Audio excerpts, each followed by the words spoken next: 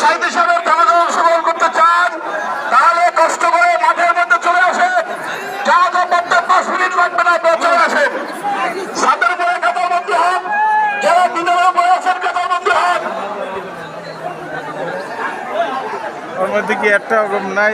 সম্মানিত মুসলিম কেরাম, যারা মাদ্রাসায় বারান্দায় দাঁড়িয়েছেন, কোনো জামাত হবে না আপনাদের।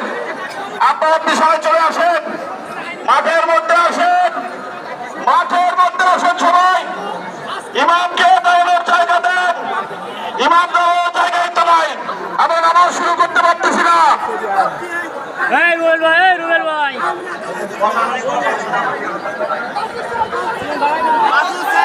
সম্মানিত ভাইরা, কিছু ভাই সাথে ছুটতে ভলান্টিয়ারের কাজ করুন।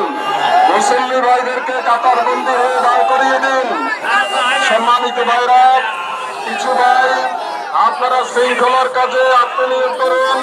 মুসল্লি ভাইদেরকে কাতারবন্দি হয়ে দাঁড় করিয়ে দিন। কফিনের পেছনে দাঁড়াতে হবে, কফিনের আগে দাঁড়ালে আপনাদের জানাজার নামাজ হবে না।